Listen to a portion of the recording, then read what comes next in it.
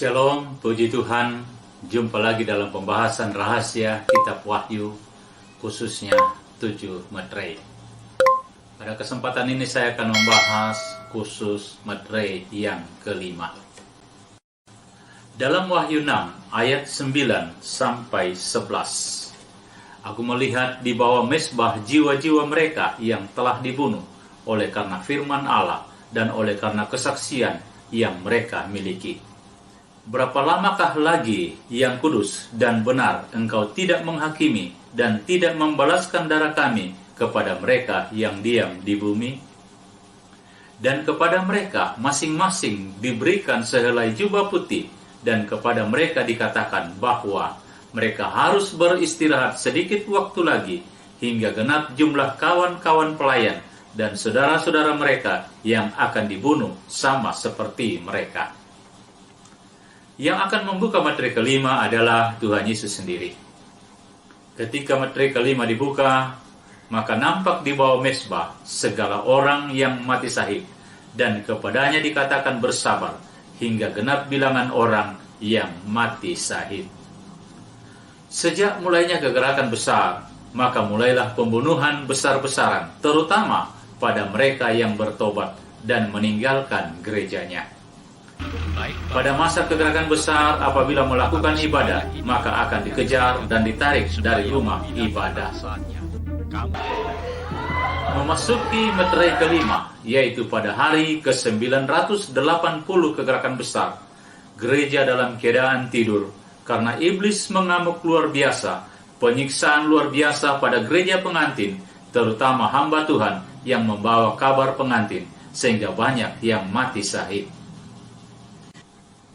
Adapun jenis penyiksaan yang dilakukan adalah dipaksa dan didorong menerobos pagar duri, dipukul dengan sangkur, kepala dikuliti, mata dicungkil, lidah dipotong, mulut dirobek, dilukai lalu disiram dengan garam dan cuka, disiram dengan air panas, dilempar dalam api unggun, digoreng, dibakar, diseret dengan kereta api atau mobil, digantung di pesawat lalu diterbangkan, tangan dipotong, dan lain-lain.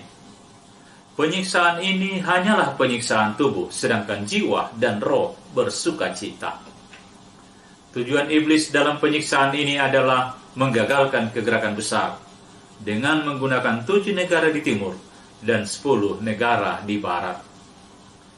Dalam Wahyu 12 ayat 3, naga bermahkota 7 di atas kepala, berarti pada kegerakan besar, kekuasaan lebih besar pada 7 negara di timur dibandingkan dengan 10 negara di barat. Saat meterai kelima dibuka, gereja menikah dengan Tuhan Yesus dan mulai mengandung. Pada masa ini pekabaran berhenti karena sudah mulai malam, gereja tertidur, tidak seorang pun dapat bekerja. Masa ini Alkitab mulai dicari dan dibakar. Selama meterai kelima, ibadah yang ada hanya memelihara persekutuan dengan sembunyi-sembunyi dalam kelompok yang kecil. Khotbah tanpa Alkitab, karena Alkitab tidak ada lagi, habis dimusnahkan oleh antikris. Mulai berlaku Amos 8 ayat 11-12, yaitu lapar dan haus akan firman Tuhan, dirasakan khusus oleh 5 perempuan bodoh. Ketika meterai kelima dibuka, maka iman gereja pengantin disempurnakan.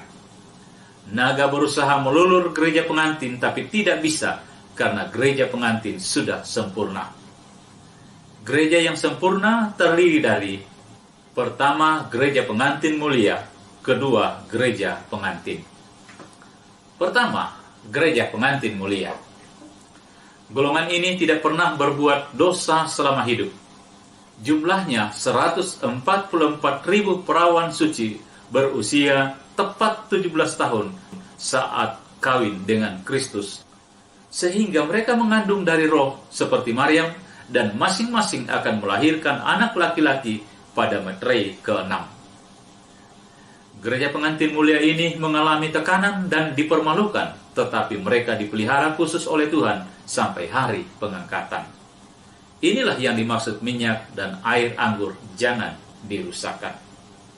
Kedua, gereja pengantin. Ini tidak ditentukan jumlahnya, mereka ini yang membawa kabar pengantin. Kawin dengan Kristus lalu mengandung dan merasakan sakit bersalin secara rohani, yaitu menderita disiksa dengan penyiksaan yang sempurna. Sehingga sebagian mati syahid karena penyiksaan, dan sebagian dipelihara Tuhan sampai pengangkatan gereja.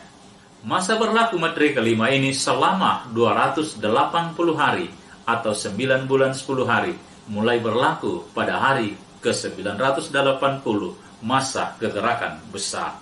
Sejak meterai kelima dibuka, maka di surga terjadi kejatuhan malaikat yang ketiga.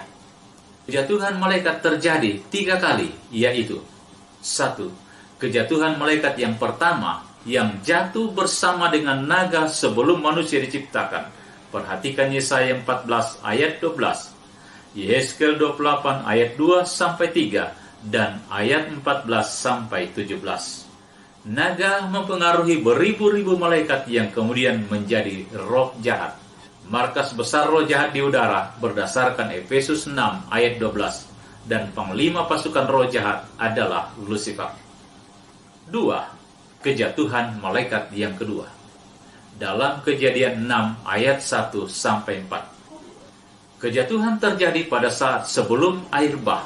Sebagian kecil malaikat turun ke bumi. Mereka tidak indahkan derajatnya, lalu kawin dengan anak manusia yang cantik. Inilah kejatuhan yang kedua.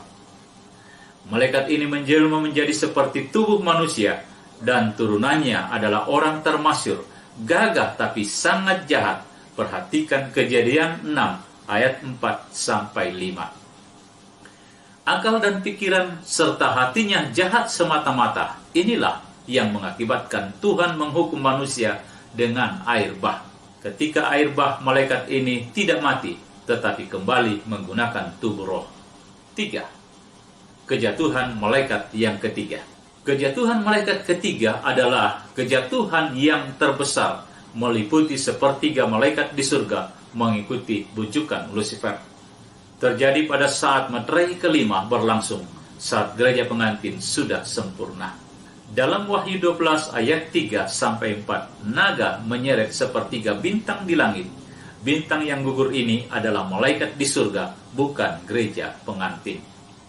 Sepertiga malaikat di surga akan gugur, dipengaruhi oleh iblis. Inilah kejatuhan malaikat yang ketiga. Sampai hari ini, iblis naik turun ke surga. Di surga dia mempengaruhi malaikat, di bumi mempengaruhi orang percaya. Pada hari ke-980 kegerakan besar, gereja pengantin sudah disempurnakan, disalut dengan Tritunggal Allah, sehingga tidak dapat diseret oleh iblis, tidak ada yang dapat merampas dari tangan Tuhan Yesus. Itulah sebabnya iblis berusaha menggagalkan kegerakan besar dan melumpuhkan gereja pengantin supaya gagal disempurnakan. Kegerakan besar. Kegerakan besar adalah kegerakan rohani besar-besaran.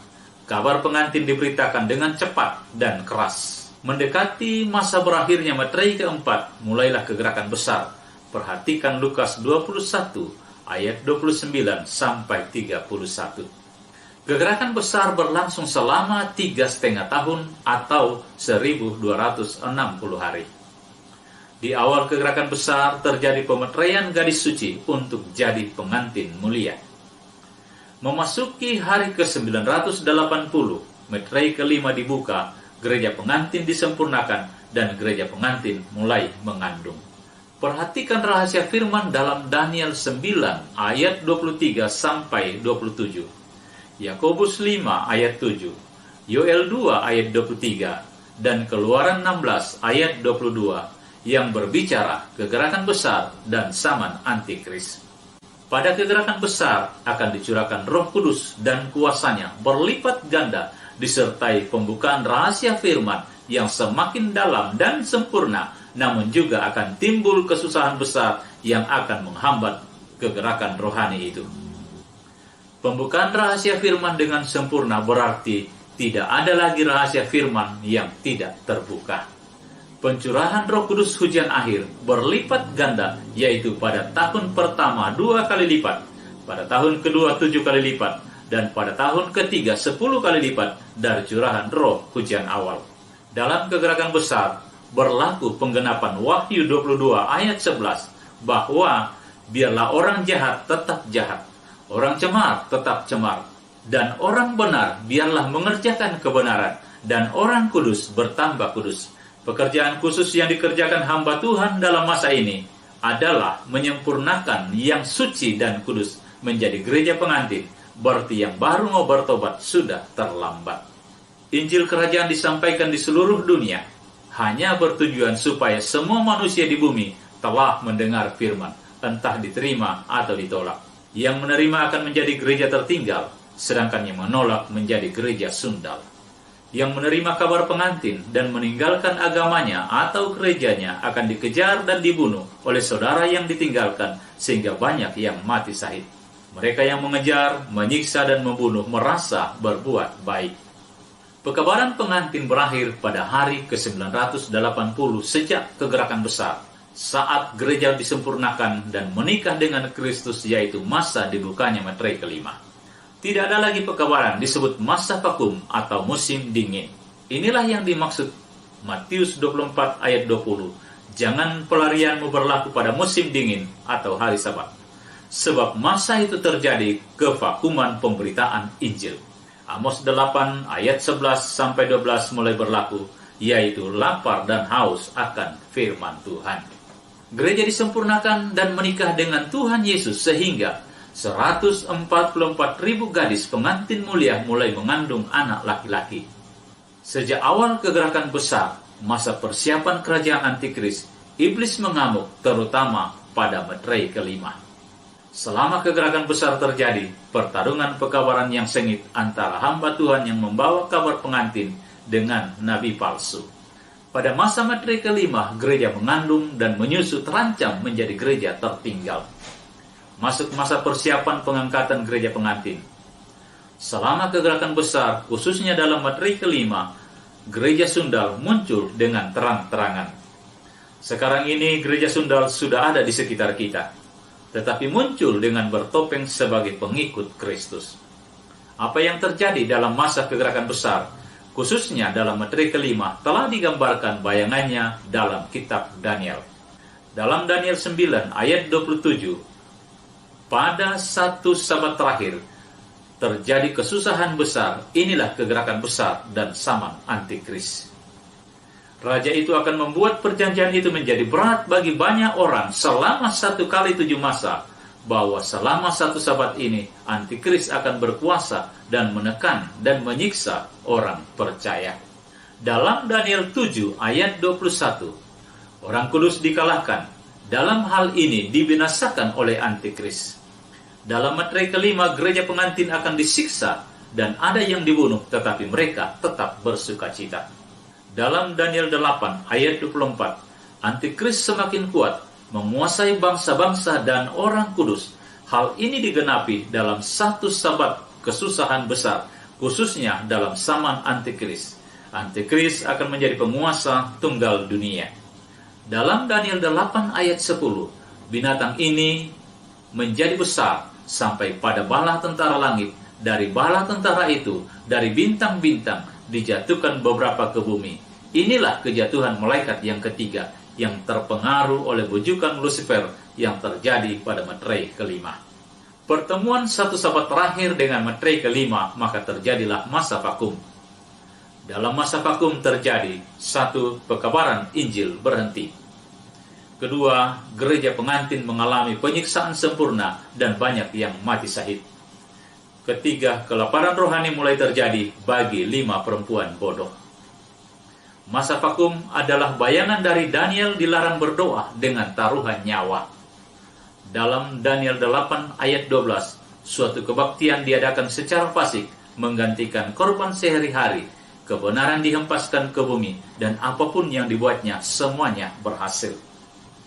Ini mulai terjadi dalam meterai kelima dan puncaknya dalam zaman antikris.